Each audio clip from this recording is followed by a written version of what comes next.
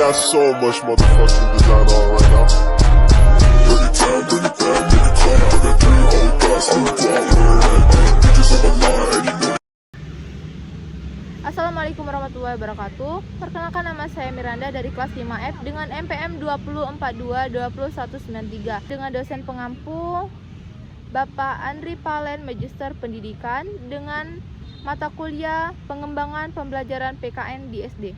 Saya diberikan tugas yaitu tentang public speaking dengan tema yaitu tentang komunikasi. Di sini saya akan menjelaskan apa saja komunikasi itu. Baiklah, di sini saya akan menjelaskan sedikit materi tentang yaitu pengorganisasian kelas.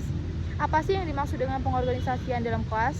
Komunikasi ada 5 prinsip, yaitu yang pertama ada respect, yang kedua ada empathy, yang ketiga ada audible, yang keempat ada creative, yang kelima ada humble. Di sini saya akan menjelaskan kelima-lima dari maksud prinsip tersebut. Yang pertama ada respect. Respect ini adalah memiliki sikap menghargai terhadap orang lain, di mana kita sebagai seorang manusia itu saling menghargai satu sama lain. Ketika kita berbicara kepada teman kita, itu kita harus mendengarkan teman kita apakah dia membutuhkan suatu pendengaran yang baik, ataukah dia sedang merasakan kesedihan atau dia merasakan kesenangan. Nah, dimaksud dengan respect ini yaitu adalah bagaimana cara kita menyikapi teman kita yang mempunyai masalah atau sedang memiliki permasalahan, dengan cara kita mendengarkan pembicaraan dia dengan cara yang baik, atau lebih ke dominan kita mendengarkan dia dengan cara kita saling berbagi cerita, atau lebih untuk menenangkan teman kita tersebut. Yang kedua yaitu ada empati, di mana empati ini adalah sikap saling menyampaikan atau pesan kemampuan menempatkan diri. Nah, di mana ini di situasi tertentu kita bisa empati terhadap lingkungan sekitar kita, di mana lingkungan sekitar kita ini kita mempunyai teman atau kerabat keluarga. Di sini kita harus mempunyai sifat yaitu empati. Apakah di sini saya akan mencontohkan sedikit tentang empati, yaitu empati terhadap di sekeliling kita. Misalkan kayak kita di sekolah itu kita harus merasakan empati, apakah teman kita ini sedang bersedih. Terus yang dimaksud dengan empati ini contohnya itu ada teman yang sedang bersedih atau berduka, itu kita sesuaikan dengan kondisi mereka. Apakah mereka ini membutuhkan suatu curhatan? Ini sangat tergabung dengan yang saya jelaskan pada nomor 1 tersebut, yaitu tentang respect. Yang ketiga yaitu ada audible. Audible ini terdengar bagaimana sebuah pesan itu tersampai kepada seseorang itu dengan cara yang baik, tidak hanya sekedar fisik tetapi juga tersampaikannya secara bagaimana bisa kita menyampaikan pesan tersebut dengan cara yang baik. Yang dimaksud dengan baik ini adalah ketika kita sedang berkumpul suatu perbestian atau temanan, itu kita membutuhkan curhat atau bercerita kepada orang yang tepat. Ketika kita bercerita, orang itu akan mendengarnya dengan baik, maka hati kita itu rasanya agak nyaman begitu. Nah, seperti itu yang dimaksud dengan audible. Selanjutnya ada clarity. Yang dimaksud dengan clarity ini sangat berkaitan dengan yang saya jelaskan tadi pada nomor yaitu audible. Yang dimaksud dengan clarity ini adalah bagaimana sebuah pesan itu dapat tersampaikan dengan baik. Contohnya seperti presentasi. Ketika kita melakukan presentasi, ada sekumpulan kelompok itu mendengarkan kita untuk berbicara. Maka dari itu, apabila kita menyampaikan pesan tersebut, kita harus mencari materi, atau ketika pesan kita tersampaikan itu dengan baik, itu kita harus memikirkan terlebih dahulu apakah materi yang sudah kita buat itu sudah jelas atau tidak. Seperti itu.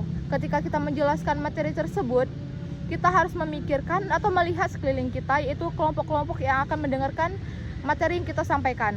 Lalu, bagaimana cara kita melihat hal tersebut efektif atau tidak? Kita buat suatu perkumpulan kelompok tersebut, kita menanyakan apakah mereka mengerti dengan materi yang telah kita berikan. Nah, terus dari sana kita belajar apakah ada kesalahan dalam setiap kata atau pembicaraan yang kita buat dari pesan tersebut. Selanjutnya itu ada humble, di mana humble ini adalah sikap rendah hati. Yang dimaksud dengan rendah hati ini terkait erat dengan prinsip respect. Nah, tergabung dengan respect ini, rendah hati itu adalah bagaimana kita bisa menyikapi di sekeliling kita, yakni seperti di dalam kelas, di mana kita belajar untuk bisa memiliki sikap humble atau rendah hati ini. Yang dimaksud dengan rendah hati yaitu kita menjadi pendengar yang baik dan berkomunikasi yang baik. Seperti kita mempunyai teman untuk melakukan curhat kepada teman, itu kita harus menjadikan telinga kita untuk mendengar curhatannya dengan baik, supaya orang yang curhat kepada kita itu tidak hanya nyaman tetapi juga akan percaya terhadap apa yang dia sampaikan kepada kita. Nah, yang dimaksud dengan rendah hati ada terkaitannya dengan respect. Bagaimana bisa keterkaitan dengan respect? Karena rendah hati ini bisa menjadikan suatu kerespekan atau menjadi suatu pendengaran yang baik ini tidak hanya terdengar oleh sekeliling kita, tetapi akan terdengar oleh kita sendiri, bahwa apa yang orang sampaikan kepada kita itu bisa kita ambil kesimpulannya dengan kita menata diri kita sendiri. Selanjutnya yaitu ada kesimpulan dari kelima prinsip yang sangat penting ini. Yang pertama yaitu ada prinsip respect, yang kedua ada empati, yang ketiga ada audible, yang keempat ada clarity, yang kelima ada humble. Baiklah, di sini saya akan menjelaskan kesimpulan dari kelima prinsip tersebut. Yakni prinsip yang pertama menjelaskan tentang respect, di mana kita harus menghargai satu sama lain, dan yang kedua ada empati. Empati ini adalah ketika kita mempunyai rasa empati kepada orang lain atau orang lain sedang bersedih, kita menyikapinya dengan cara menjadikan pendengar yang baik atau menjadikan suatu pelajaran bagi kita tersendiri. Selanjutnya ada yang ketiga, di mana yang ketiga ini ada audible. Audible ini adalah menjadikan suatu pendengaran yang baik atau tidak hanya sekedar secara fisik saja, tetapi akan juga menjadikan suatu pendengaran itu terlihat lebih menarik atau lebih jelas, karena pada dasarnya seseorang ketika melakukan percurhatan kepada seseorang sesamanya, dia itu akan merasa bersedih. Nah, lalu kita sebagai pendengarnya itu kita harus menjadikan pendengar yang baik untuk menasehati ketika ia melakukan percurhatan kepada kita. Yang keempat itu ada clarity, di mana clarity ini adalah sebuah pesan yang terdengar dengan jelas. Contohnya seperti kita presentasi, di mana ketika kita presentasi, kita adalah seseorang yang akan menyampaikan materi kepada sekumpulan kelompok. Jika kita melakukan kesalahan, maka akan lain disampaikan oleh sekelompok tersebut. Karena dengan kesalahan materi yang kita berikan akan membuat suatu hal yang akan mengakibatkan suatu pemahaman materi tersebut akan menjadi salah. Selanjutnya ada humble, di mana humble ini adalah sikap rendah hati. Sikap rendah hati ini ada terkaitannya dengan yang saya sudah jelaskan pada nomor 1, yaitu tentang respect atau menghargai. Nah, ketika kita melakukan obrolan kepada satu sama lain, itu kita harus memiliki sikap menghargai. Ketika obrolan kita sudah terlalu tinggi, di mana kita harus mempunyai sifat empati tersebut. Baiklah, sekian materi dari saya yang dapat saya sampaikan. Jika ada salah kata, saya mohon maaf. Kepada Allah saya mohon ampun. Saya akhiri. Wassalamualaikum warahmatullahi wabarakatuh. Hey, hey, hey,